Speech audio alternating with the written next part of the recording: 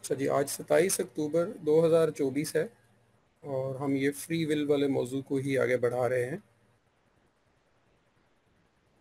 Last time हम discussion के and तक आई थिंक यहाँ पहुँचे थे, जहाँ से हमने डिफरेंट तरह के आफाकी किस्म के भी, ज़ाती किस्म के भी और फ़िलासफ़िकल आंसर्स को मिलाकर एक नतीजा अख़ज़ किया था, जो बेसिकली वो नतीजा मैंने नहीं अख़ज़ किया था, यानी मैंने आप लोगों से पूछा था, तो सब लोग इस बात पर थे कि फ्री विल एग्ज़िस्ट नहीं करती, या आप ये कह लें कि इसका पलड़ा भारी था उस वक्त तक कि इंसान के पास बड़ी लिमिटेड सी प्री डिफाइंड किस्म की फ्री विल है, जिसको शायद फ्री विल भी नहीं कहना चाहिए, और जो बाकी सारे चीज़ें हैं या मामलात हैं, वो इस फ्री विल के कॉन्सेप्ट के अगेंस्ट जाते थे। तो मैंने इस पे आप लोगों से भी ओपिनियन ली थी और मेरा ख्याल है कि मेजॉरिटी का ये कहना था कि ऐसा ही है। तो आज इसी को थोड़ा सा और आगे बढ़ाते हैं, देखते हैं। चलिए, आज हम सबसे पहले तो scientific side of the free will को देखते हैं कि साइंस फ्री विल के बारे में क्या कहती है। देखिए, किसी भी चीज़ को परखने के ना जो चंद एक बेसिक पैमाने होते हैं, वो उसमें से पहला पैमाना यही होता है कि क्या इंसानी अक्ल उसे तस्लीम करती है।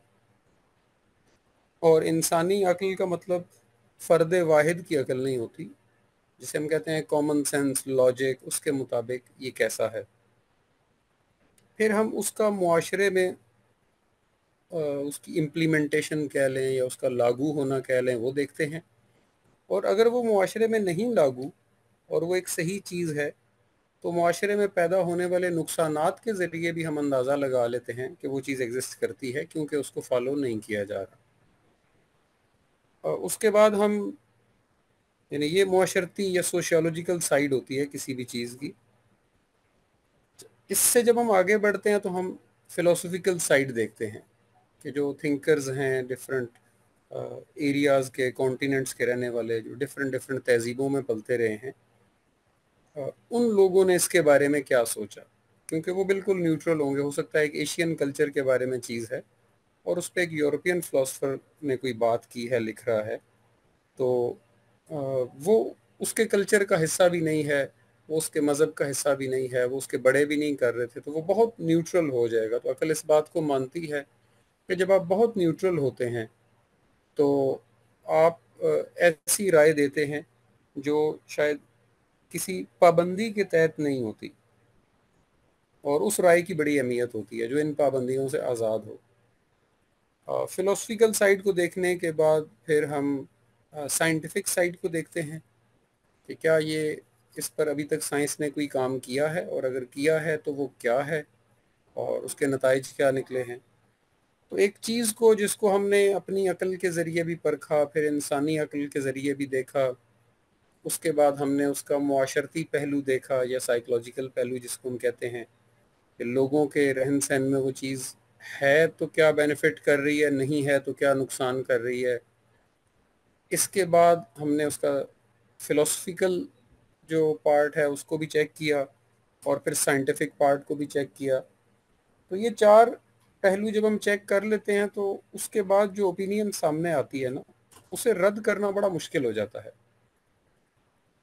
तो यानी अब आपका जो दिमाग होता है वो उस ओपिनियन को इसलिए अपने पास रखता है कि आपने उसे हर मुमकिन पहलू से चेक कर लिया होता है।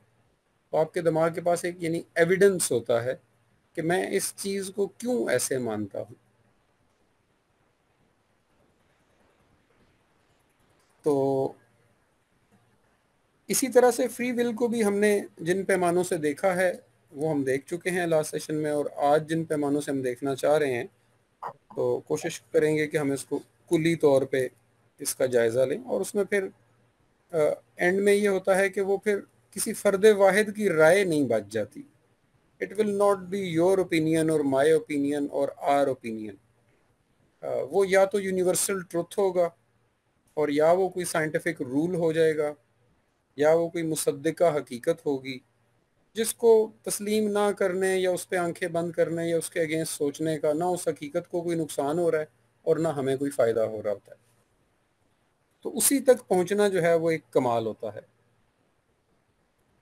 तो अब हम साइंटिफिक साइड को जब देख रहे हैं, साइंस क्या कहती है इसके बारे में, तो एक बड़ा छोटा सा एक्सपेरिमेंट है ये। इंसान के डिफरेंट जबिल्ली और गैर जबिल्ली दोनों तरह के, यानी बाय नेचर और आउट ऑफ नेचर दोनों तरह के पहलुओं पे इस एक्सपेरिमेंट को किया गया और इसके नताइज को रिकॉर्ड किया गया, स्कैन किया गया, देखने के लिए कि प्रोसेस चलता कैसे है। तो एक बड़ी आसान सी मिसाल है आइडिया ऑफ थर्स्ट, यानी प्यास लगना। आप बैठे थे, काम कर रहे थे, घर में थे, दफ्तर में थे, गाड़ी में थे, कहीं भी थे, और आपको प्यास महसूस हुई। तो वो जिसे हम कहते हैं ना कि हमें प्यास लग रही है, वो दिमाग के अंदर एक आइडिया आता है, यानी दिमाग में कुछ न्यूरॉन्स हैं जिनका काम है जिस्मानी ज़रूरियात का ख्याल रखना। तो जब वो जिस्मानी ज़रूरियात का ख्याल रखने वाला हिस्सा जिस्म में पानी की कमी या पानी के इंटरवल को देखता है तो वो एक अलर्ट जनरेट करता है और हमें एहसास पैदा होता है कि हमें प्यास लग रही है। तो दिमाग में जब ये ख्याल पैदा होता है कि अब मुझे प्यास लग रही है, तो ये पहला ख्याल था और ये शायद पैदा उस तरह से नहीं है कि इसको हमने सोचा है। ये एक डिमांड थी, एक सर्कल है, एक बॉडी का क्लॉक है, एक निज़ाम है जिसके तहत ये चल रहा है। यानी पानी की कमी हुई या पानी का इंटरवल पूरा हुआ तो दिमाग में आइडिया ड्रॉप हुआ कि अब पानी चाहिए, तो जिसको हम कहते हैं आम तौर पे प्यास लग रही है। तो अब इस आइडिया के फौरन बाद हम क्या करते हैं या हमारा दिमाग क्या करता है, यानी ये एक विल पैदा हुई हमारे अंदर।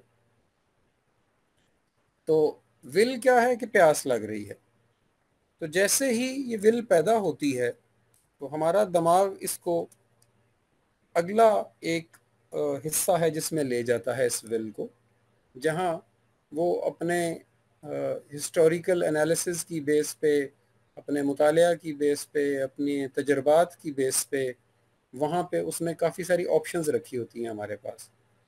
तो दिमाग, यानी दिमाग का ही एक दूसरा हिस्सा दिमाग के ही एक पहले हिस्से को बताता है कि मेरे पास एक डिमांड आई है फलां डिपार्टमेंट से कि उसे पानी चाहिए। तो ये अगला हिस्सा उसे बताता है कि ये 3 ऑप्शंस इस वक्त अवेलेबल हैं। चाहे वो घर पे था तो उसको याद आया कि मेरे पास पानी है, जूस है और कोई ड्रिंक भी पड़ी हुई है, तो तीनों चीज़ें जो हैं वो प्यास बुझा सकती हैं इस वक्त मेरी। और अब वो डिसीजन मेकिंग कर रहा है या सोच रहा है, जिसको हम सोचने का अमल कहते हैं, कि मैं इनमें से क्या लूँ। तो अब वो किसी एक बुनियाद के ऊपर, यानी इसका कोई भी पीछे वजह हो सकती है कि फ़र्ज़ करें उसका कुछ फ्रूट जूस पीने का दिल कर रहा था, तो वो पानी और ड्रिंक के होते हुए भी फ्रूट जूस का इंतखाब कर लेगा कि मैंने सुबह से पिया भी नहीं है, मेरे जिस्म की ज़रूरत भी है और मैं प्यास भी बुझा लूँगा। ये भी हो सकता है कि वो सादा पानी पी ले क्योंकि उसने दिमाग में है कि मैंने दिन में इतने गिलास पानी पीना है, जिस्मानी ज़रूरत को पूरा करना है, और तो इस वक्त मेरा जूस पीने का दिल नहीं है, मैं या दिन में एक दफ़ा पीना था वो मैं सुबह में पी चुका हूँ। तो there is always a criteria behind. वो हर इंसान का ज़ाती है कि उसने क्या क्राइटेरिया रन करना है। तो वही जो फ्री विल की डेफिनेशन थी हमारे पास कि जब अवेलेबल चॉइसेस होती हैं तो क्या हम उसमें से अपनी मर्ज़ी का इंतखाब करते हैं। अब हमारे दिमाग के पास 3 ऑप्शंस थी और हमने किसी एक ज़ाती क्राइटेरिया की बेस पे, हमें किसी ने फोर्स नहीं किया, हमें कोई मजबूरी नहीं थी, तीनों चीज़ें अवेलेबल थी। तो हमने क्या किया, हमने उसमें से पानी का इंतखाब कर लिया कि नहीं अभी मैं पानी पीता हूँ, ड्रिंक मैं रात में लूँगा, जूस मैं मॉर्निंग में ऑलरेडी ले चुका हूँ, इसलिए अभी मुझे पानी पीना चाहिए। अब जो भी डिसीजन हुआ उसके मुताबिक पानी पर यह फैसला तमाम हो गया और हमने पानी पी लिया। तो अकल ये कहती है कि ये जो 3 चीज़ों के बीच में डिसीजन मेकिंग हो रही थी, ये उस इंसान का ज़ाती फेल था। इसमें उसको किसी एक्सटर्नल फैक्टर ने मजबूर नहीं किया। हाँ, आइडिया ऑफ थर्स्ट कहीं से आया है, वो जिस्मानी ज़रूरत थी, वो ऑटोमेटिकली पैदा होना ही था। इसलिए उसके ऊपर इन्होंने, वो चॉइस ही नहीं थी ना, जब पानी की कमी होगी जिस्म में तो जिस्म में पानी की डिमांड आएगी आएगी। तो विल का तो इतलाक ही वहाँ पर होता है जहाँ आपके पास ऑप्शंस हों और कोई ऊपर जबर ना हो। तो वो ये जो जिसको हम स्टेप नंबर 2 कह रहे हैं, ये स्टेप 2 वो एरिया है जहां हमारे पास विल थी, हमारे पास ऑप्शंस थी, हमारे ऊपर कोई जबर नहीं था, कोई मजबूरी नहीं थी, और हमने विलिंगली पानी को चूज कर लिया इस वक्त इस्तेमाल करने के लिए। ये एक प्रोसेस है जो रन हुआ। तो ये साइंस ने एक एक्सपेरिमेंट इस पे कंडक्ट किया, जानवरों के ऊपर भी, इंसानों के ऊपर भी। जैसे फॉर एग्जांपल एक खरगोश है, उसको हर घंटे बाद भूख लगती है, तो उन्होंने 1 घंटे बाद उसके केज के अंदर एक ग्रीन वेजिटेबल और एक रेड यानी गाजर भी रख दी। तो फिर उसको वो ऑब्जर्व करते हैं कि फर्ज करें 70% ऑफ द टाइम वो गाजर को चूज करता है, 30% ऑफ द टाइम वो ग्रीन वेज को यूज कर लेता है। तो दैट मीन कि ये खरगोश भी एक डिसीजन मेकिंग प्रोसेस रन करता है। हाँ, ज्यादा दिल उसका गाजर खाने को करता है, इसलिए 10 में से 7 दफा वो गाजर खाता है। लेकिन अगर वो उसके पास ये विल ना होती तो वो हर दफा ही गाजर खाता। तो चूंकि वो कभी कभार दूसरी चीज भी खा रहा है, इसका मतलब है कि कभी कभार उसका दूसरी चीज खाने को भी दिल करता है। इसी तरह वो चीजें बढ़ाते गए तो उन्होंने देखा कि वो गाजर के अलावा उस ग्रीन वेज के अलावा भी और चीजें खा लेता है कभी कभी। तो बिल्कुल जिसको हम मूड कहते हैं या मेरा दिल चाह रहा है फलां चीज खाने को, ये चीज जानवरों के अंदर भी मौजूद थी। तो कहीं ना कहीं वो फ्री विल का यूज करते हैं। इंसानों के अंदर भी मुख्तलिफ चीज़ों के ऊपर तजर्बात किए गए। ये तो बहुत बुनियादी सी मैंने एक चीज़ बताई है। इसमें डिफरेंट तरह की ख्वाहिशात के ऊपर, यानी जिस्मानी ज़रूरियात पे अलग तजर्बात हैं, जहनी ज़रूरियात पे अलग तजर्बात हैं, और मुआशी ज़रूरियात पे अलग तजर्बात हैं। लेकिन सबका रिजल्ट यही है, पॉइंट 1 2 3। तो डिसीजन मेकिंग जब करनी होती है तो डिसीजन मेकिंग के टाइम पे हमारे पास ऑप्शंस होती हैं और हम उसमें से चुन लेते हैं। जब हम इस मिसाल को देखते हैं तो हमें लगता है कि ये तो फ्री विल वाकई मेरे पास है। मेरे फ्रिज में 3 चीज़ें पड़ी थी, तो इख्तियार मेरे पास था, इसलिए मैं अपनी मर्जी की ले लूँगा। और है भी ऐसा, हकीकतन ऐसा ही है कि ये फ्री विल हमारे पास होती है और हम अपनी मर्जी से इंतखाब करते हैं उसके अंदर से।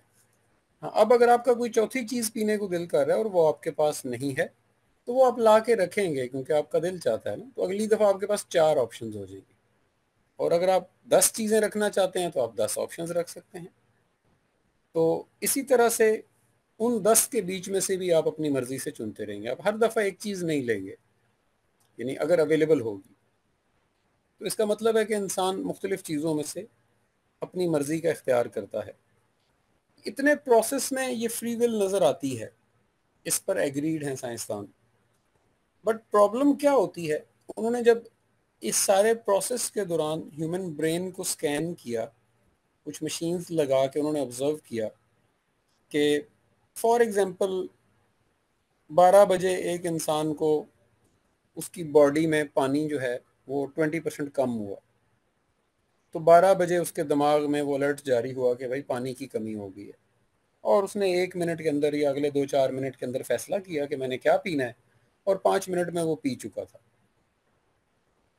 तो वो साइंस ने जब उस स्कैन्स को आपस में कंपेयर किया तो एक बड़ी हैरानकुन चीज़ सामने आई कि 12 बजे से बहुत देर पहले, कभी वो 10 मिनट का वक्फा था, कभी वो 5 मिनट था, कभी वो 20 मिनट था, दिमाग के अंदर कुछ एक्टिविटी चलती है जिसका उस प्यास से कोई ताल्लुक नहीं है, क्योंकि उस वक्त अभी पानी की मिकदार जिस्म में उस लेवल तक पहुंची नहीं थी कम होते होते कि अलर्ट जारी होता। तो उस अलर्ट से बहुत पहले दिमाग में एक प्रोसेस रन होता है, और ये हर दफा हुआ। वो बड़े हैरान हुए कि ये प्रोसेस क्यों रन हो रहा है।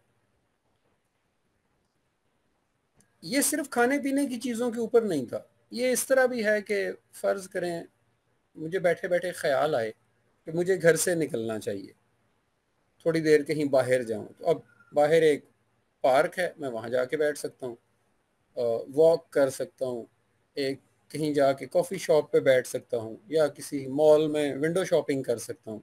ये सारी चीज़ें मुझे बाहर ले जाने के लिए मेरे दिमाग में मौजूद हैं। ये ख्याल मुझे फ़र्ज़ करें 12 बजे आया है, तो अगर मेरे दिमाग पे एक स्कैनर लगाया जाए जो हर वक्त स्कैन कर रहा हो, तो वो हैरान होंगे कि इस ख्याल के आने से बहुत देर पहले, क्योंकि पानी का ख्याल तो जिस्म में कमी की वजह से आया था ना, तो आप रिलेट कर लेंगे वो तो जिस्म में पानी की कमी हुई तो इसलिए ख्याल आया। लेकिन ये जो ख्याल आया था कि अब मैं घर से जाऊं, ये किसी चीज़ की कमी नहीं है, ये बस वैसे ही है, छुट्टी का दिन है और आप बाहर जाना चाहते हैं। तो इस ख्याल से भी काफ़ी देर पहले इंसानी दिमाग में कुछ अवामिल अपना काम कर रहे होते हैं और बाकायदा अलर्ट्स और वेव्स जनरेट होती हैं। अभी तक की जो साइंस है, 2024 डेट मैंने जो शुरू में बोली है, आज तक भी इस फैसले तक तो नहीं पहुंच पाए न्यूरो साइंटिस्ट कि ये प्रोसेस क्या है। वो ये नहीं अभी तक इसको समझ पा रहे कि ये प्रोसेस असल में है क्या। लेकिन ये प्रोसेस हमेशा किसी ना किसी आइडिया, किसी ना किसी अमल, किसी ना किसी सोच, हरकत से काफ़ी देर पहले होता है। तो अब साइंसदानों की तो ईमानदारी थी कि उन्होंने इस प्रोसेस को मेंशन किया अपनी रिसर्चेस के अंदर और लिख दिया कि भाई ये जो आइडिया था, इससे पहले एक काम होता है और उस काम के बाद ये आइडिया जनरेट होता है। लेकिन हमें अभी नहीं पता, यही उनकी ईमानदारी है, वो कहते हैं हमें अभी नहीं पता कि ये प्रोसेस किस चीज़ पे रन हो रहा है। तो जब ये कंप्लीट थ्योरी जिसमें स्टेप 0 भी शामिल है, इसको स्टेप 0 कहा गया कि भाई स्टेप 1 से पहले भी एक स्टेप परफॉर्म होता है, जो इंसानी दिमाग में कुछ हरकत होती है, वो कुछ प्रोसेस रन करता है और उसके कुछ देर बाद आपको ख्याल आता है। तो इसके बारे में अंदाज़ा ये लगाया जा रहा है कि ये कोई चीज़ है जो फ्री विल को भी कंट्रोल करती है। यानी वो जो कहते हैं ना मेरे दिल में ख्याल पैदा हुआ है, तो वो मेरे दिल में नहीं, वो उससे पहले एक प्रोसेस रन हुआ और उस प्रोसेस ने ये ख्याल मुझे दिया है। पूरी थ्योरी ये कह रही है, ये साइंसदान नहीं कह रहे अभी। यानी यहाँ मैं साइंस से हटूंगा। अब चूंकि एक थ्योरी जब आती है तो वो फिर फिलोसफर्स के पास भी गई, साइंसदानों के पास भी गई, आम जो इंसान हैं, जो आम दिन भर काम करते हैं, उनके पास भी जाएगी, तो हर हर मकतबे के पास जाएगी। तो जो फ्री विल को प्रूव करने वाले लोग हैं, उनका ये कहना है कि चूंकि इस प्रोसेस के बारे में भी कुछ पता ही नहीं है, तो इसलिए हम इसको एग्जैक्टली रिलेट नहीं कर सकते। और जो फ्री विल के अगेंस्ट हैं, उन्होंने इसको आर्गुमेंट बनाया कि देखा ये जो आइडिया पैदा हुआ था, ये आइडिया आपका ज़ाती नहीं है, ये भी ब्रेन में कोई प्रोसेस चला जो आपने खुद चलाया ही नहीं है, ये तो कोई और चला रहा है या ब्रेन खुद चला रहा है और वहां से ये आइडिया जनरेट हो गया। मैं आपको इस पे बुद्धिस्ट की एक मिसाल भी देता हूँ। वो आपने कर्मा लफ्ज सुना होगा, वैसे तो हिंदुइज्म में भी बहुत ज़्यादा है, लेकिन बुद्धिस्ट ने इसको प्रॉपर एक कॉन्सेप्ट के तौर पे पेश किया। तो वो कर्मा बेसिकली संस्कृत के वर्ड कर्म से निकला है। कर्म काम को कहते हैं, कर्मा काम से, काम होना, काम हुआ। तो आजकल तो वो इंग्लिश के अंदर भी इसको ऐड कर दिया गया है ना, क्योंकि ये एक चीज़ बुद्धिस्ट और हिंदुइज्म को क्रेडिट जाता है कि उन्होंने अपनी जो रिलीजियस आइडियोलॉजीज थी उनको इतने अच्छे तरीके से प्रेजेंट किया है जाके यूरोप में और अमेरिका में, कि देर आर पीपल जो उनके मेडिटेशन को और उनके स्पिरिचुअल जर्नीज को फॉलो करते हैं, तो उन्हें हिंदुइज्म की बहुत सारी टर्मिनोलॉजीज अब पता लगना शुरू हो गए and they use it in the common language. इसी तरह से Karma is has become one of the English word now, derived from old Sanskrit. तो वो कर्मा के अंदर ये कहा जाता है कि एक्चुअली कर्मा यानी काम से निकला है कि जो काम आप करेंगे उसका कोई ना कोई आपको बदला मिलेगा। वो जैसे कहते हैं नेक काम का नेक बदला है और बुरे काम का बुरा बदला मिलेगा। As you sow shall you reap, कर भला सो हो भला। तो वो हर मजहब के अंदर, हर लिटरेचर के अंदर आप देखेंगे इस तरह की कोई ना कोई चीज़ें मौजूद हैं। तो वो बुद्धिस्ट ये कहते हैं कि जो कर्मा है, basically Karma is the step 0। उस कोई कर्मा था जिसकी वजह से ये ख्याल पैदा होना ही होना था, तो ये आपका ख्याल नहीं है, ये आपके किसी अमल का नेमुल बदल है, ये उनका ये कहना था। बस मैं बताना ये चाह रहा हूँ कि चूंकि एक थ्योरी आई थी, तो उसको फिर हर हर तरह के तबके ने अपने मकसद के लिए यूज करना शुरू किया। जो फ्री विल के हक वाले थे उन्होंने उसको वहां यूज कर लिया, जो उसके अगेंस्ट थे उन्होंने उसको वहां यूज कर लिया। मेरी जाती अप्रोच ये होती है कि इन थ्योरीज को पढ़ें ज़रूर, और इन थ्योरीज पर आने वाले रिएक्शंस को, हर मज़हब के मुफक्कर के रिएक्शंस को भी स्टडी कर लें और कोशिश करें कि अपना मौक़िफ़ ज़रूर बनाएं और वो मौक़िफ़ किसी से उधार लिया हुआ ना हो, क्योंकि वो उस फ़र्द के तजर्बात का नतीजा था जिन तजर्बात से आप कभी गुजरे ही नहीं हैं और ना गुजर सकते हैं। यानी आप 100% भी एक बंदे को फॉलो करना शुरू कर देंगे ना, तो आप उसके तजर्बात से नहीं गुजर सकते। इसकी भी, यानी ये चूँकि बड़ा पुराना मौजू है, इसकी आसान मिसाल है कि आप और आपका कोई भी बच्चा, बेटा बेटी हो, आपके साथ हो, आप किसी बेकरी में जाते हैं तो अंदर शीशे के दूसरी तरफ एक केक या पेस्ट्री पड़ी हुई है। अब आप दोनों उसे देखते हैं तो देखने के बाद आपके दिल में क्या ख्याल पैदा होता है? There will be hell of difference. तो आप हैरान होंगे।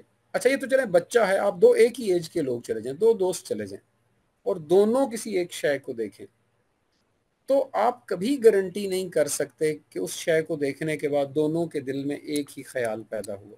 ये हो ही नहीं सकता। इत्तफाक हो सकता है, लेकिन अगर इसको एक्सपेरिमेंटली रन किया जाए कि इसके 10 स्टेप्स परफॉर्म किए जाएं 10 डिफरेंट लोगों के साथ, तो आप देखेंगे कि रिजल्ट डिफरेंट निकलता है। तो एनी हाउ, ये जो हमने 3 स्टेप्स डिस्कस किए थे, तो अब स्टेप 0 भी बीच में आ गया, इसको भी हमने कंसिडर करना है।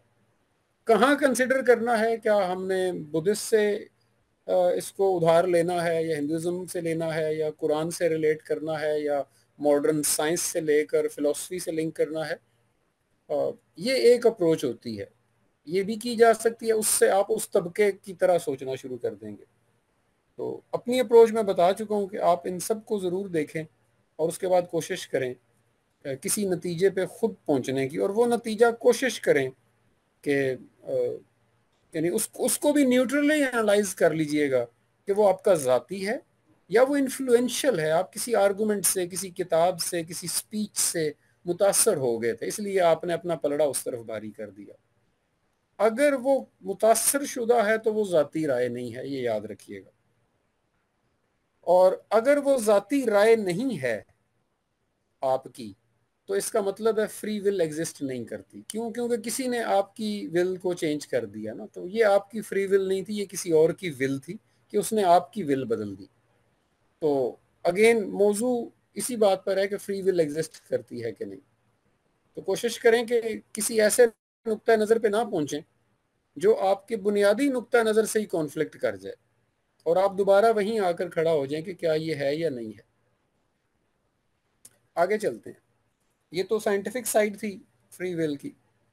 अब कॉजेशन साइड जिसको कहा जाता है, ये भी साइंस के अंदर भी और फिलॉसफी के अंदर तो बहुत ज़्यादा इसको पढ़ाया जाता है।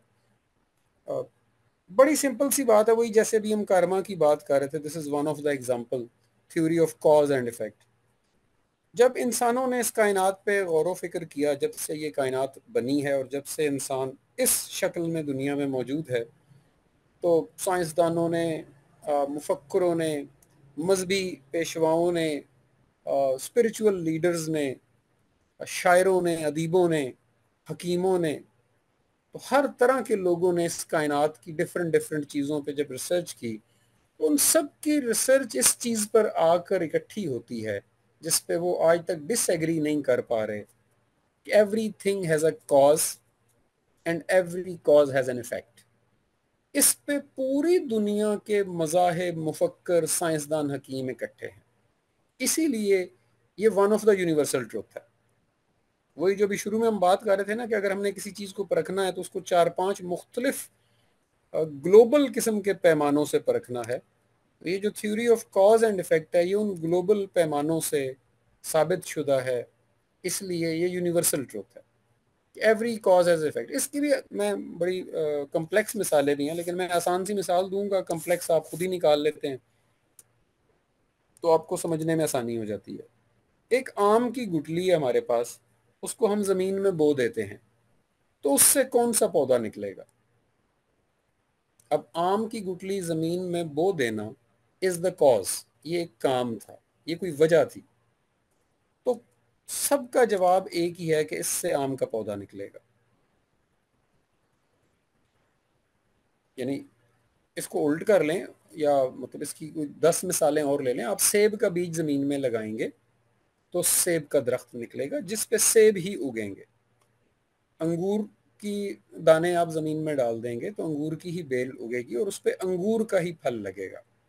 तो एवरी कॉज यानी हर बीज लगाने का एक इफेक्ट है, और वो इफेक्ट है उसी बीज के खवास रखने वाला दरख्त। ये तो बड़ा सिंपल है ना, every cause has an effect. Now every effect has a cause, ये बड़ा इंटरेस्टिंग है। अब आपको एक आम का दरख्त नजर आता है, तो अब कितना आसान है रिवर्स इंजीनियरिंग करना। गौर करिएगा, आम का दरख्त नजर आया तो कोई आपसे पूछे कि ये आम का दरख्त कैसे बना, तो आंसर इज सिंपल कि जमीन के अंदर कोई एक गुठली थी जिससे छोटा सा पौधा बना, वो दरख्त बना, और इसलिए ये जो मुझे इस वक्त दरख्त नजर आ रहा है इस पे आम उगे हुए। तो ये आपको लाइफ का कार्मा साइकिल समझने में भी बड़ी आसानी पैदा करती है, जिसको तकरीबन दुनिया के सारे मजाहिब ने सेकंड किया है। यानी थोड़ी देर के लिए सोचें कि हमने बुरा काम किया, वो था ये गुठली ऊपर वाली, तो उसके बदले में एक बड़ी बुराई हमारे सामने आ गई, तो कॉज एंड इफेक्ट समझ आ गया। हाँ, अब मुझे नहीं याद मैंने साल से कोई बुरा काम किया है, लेकिन अचानक से मेरे साथ कोई बुरा काम हो गया इस दरख्त की तरह, तो अब मैं रिवर्स इंजीनियरिंग करूंगा। बड़ा सिंपल, कि अगर उस बीज ने दरख्त बना दिया था, तो इस दरख्त के पीछे जो इस वक्त जो मेरे सामने आके एक दरख्त खड़ा हो गया है, इसके पीछे भी एक बीज है जो मैंने बोया था। तो every effect has a cause, every cause has a effect. ये यूनिवर्सल लॉ है, साइंस इस पे, यानी देखें इसको आप जहां मर्जी अप्लाई कर लें। आप देखें बारिश होती है, तो बारिश क्यों होती है? तो बताया जाता है कि ये हवा में मॉइस्चर होता है जो इकट्ठा होते होते क्लाउड की शक्ल इख्तियार करता है, इसलिए बारिश होती है। No, moisture is the cause, rain is the effect. तो अब अगला सवाल होगा, मॉइस्चर कहाँ से आया? तो मॉइस्चर क्या है कि जब जैसे आप वो पानी उबालते हैं ना तो बुखारात से उड़ते हैं, तो ज़मीन के ऊपर जो पानी और दरख्तों के अंदर जो पानी होता है, जब उस पर धूप पड़ती है या कोई ऐसी हवा चले जिसके अंदर ऐसे इंग्रेडिएंट हो जो उसको वेपोरेट कर दे, जैसे ही वो उसको वेपोरेट करती है तो वो मॉइस्चर बन के फजा में जाता है। तो मॉइस्चर क्यों बना? क्योंकि ज़मीन के अंदर पानी या दरख्तों में या डिफरेंट जगहों के अंदर बुखारात मौजूद थे। नाउ, बुखारात या पानी is the cause and moisture is the effect. तो दरख्तों के ऊपर पानी और ये जो जमीन के ऊपर पानी कहाँ से आया? वो बारिश से आया। तो every cause as a effect, effect as a cause, and then the cause as effect, और एट द एंड आप एक साइकिल पे आ जाते हैं। And this cycle is called the clock of the world, the clock of the universe. और वो बहुत सारे लोग इस कॉन्सेप्ट पर भी हैं कि यूनिवर्स एक अपने डिफाइंड क्लॉक पे चल रही है।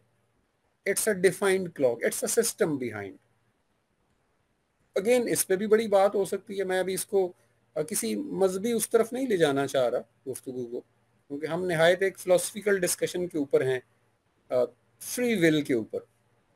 तो फ्री विल के लिए, अच्छा ये तो थी ना एक फिजिकल फॉर्म, इसकी जरा लॉजिकल फॉर्म भी समझना बड़ी जरूरी है। इंसान लॉजिक जब देता है ना, तो सबसे बड़ी कहते हैं इंसान की लॉजिक वो होती है जिसमें इंसान का जाती तजर्बा भी शामिल हो। मतलब मैं आपको अरस्तू का एक कॉल सुना दूं, आप शायद मेरा लिहाज करके सुन तो लेंगे, किसी हद तक शायद उस पर यकीन भी कर लें, लेकिन अगर वही काम आपको जिंदगी में कभी करना पड़ा और उसका अंजाम वही निकला जो कहीं अरस्तू ने लिखा था आज से 3000 साल पहले, तो आप उस सेइंग के या उस कानून के फर्म बिलीवर बन जाएंगे। अब आप जब किसी को बताएंगे ना, तो आप अपनी बॉडी लैंग्वेज से बता रहे होंगे कि हाँ भाई मैंने करके देखा है, ऐसा ही होता है, आई एम द विटनेस। तो फिलॉसफी के अंदर ये जो विटनेस होता है ना कि मैंने करके देखा है, इसकी बड़ी वीक वैल्यू है। उसकी वजह पता है क्या है? उसकी वजह है ये है कि आप थोड़ी देर के लिए सोचें कि गलीलियो के आने से पहले और उससे भी थोड़ा अरसा पहले तक इनफैक्ट, इंसान सुबह उठता था तो सूरज, जैसे फर्ज करें पाकिस्तान में रहने वाले या एशिया में रहे, तो मशरिक से निकलता था, फिर आहिस्ता आहिस्ता हमारे सर के ऊपर आ जाता था और फिर जाते जाते मगरिब में गुरूब हो जाता था। और चूंकि अगले दिन फिर निकल आता था, अगले दिन फिर निकल आता था, तो हम इस साइकिल को समझते थे कि ये सूरज हमारे इर्द गिर्द घूम ही जा रहा है। तो सैकड़ों हजारों मिलियन सालों से इंसान अपनी आंखों देखा हाल बताता था, कसम उठा के कहता था कि सूरज इधर से निकलता है और उधर चला जाता है, मैं खुद विटनेस हूं।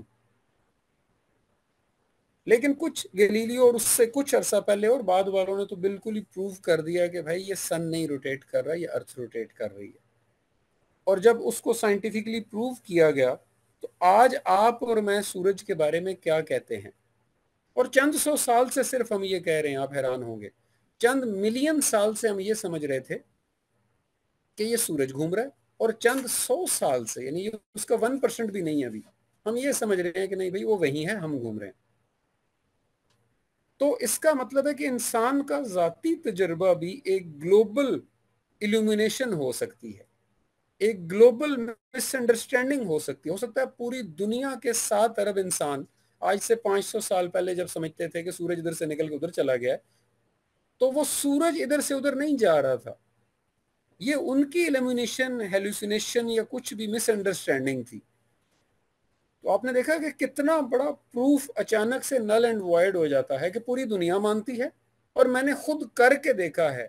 लेकिन आज हम सारे कहेंगे कि नहीं भाई ये झूठ है, चाहे पूरी दुनिया मानती है।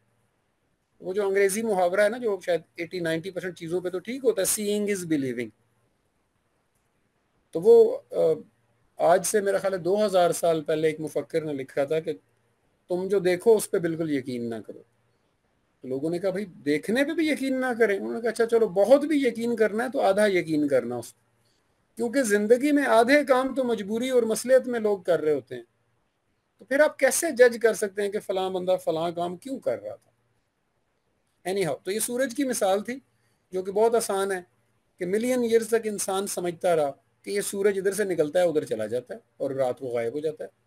और चंद सौ साल पहले हमें पता चला कि नहीं भाई सूरज वहीं का वहीं है, ये हम घूमी जा रहे हैं। अगेन, लॉजिकल बातों के ऊपर या इंसानी अमाल के ऊपर, इंसानी सोच के ऊपर भी ये कॉज एंड इफेक्ट ऐसे ही अप्लाई होता है।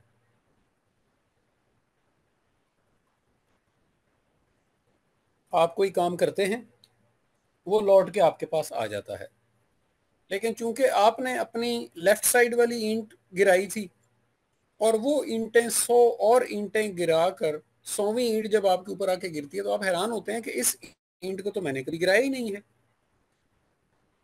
लेकिन होता ऐसे ही है। क्यों?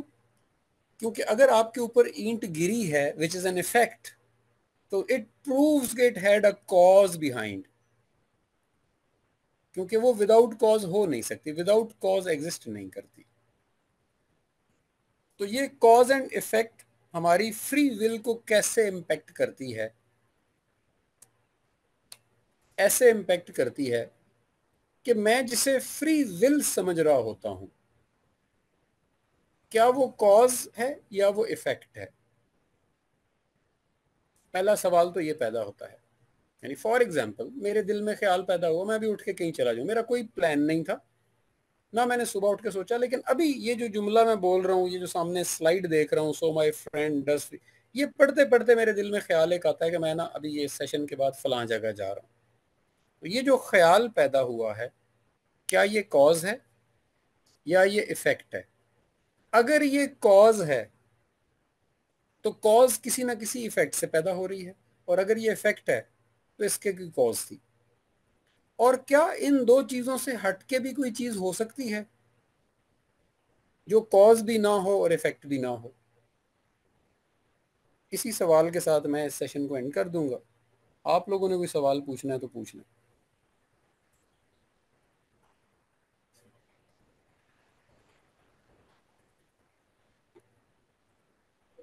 सर एक क्वेश्चन माइंड में आ रहा था कॉज एंड इफेक्ट के हवाले से।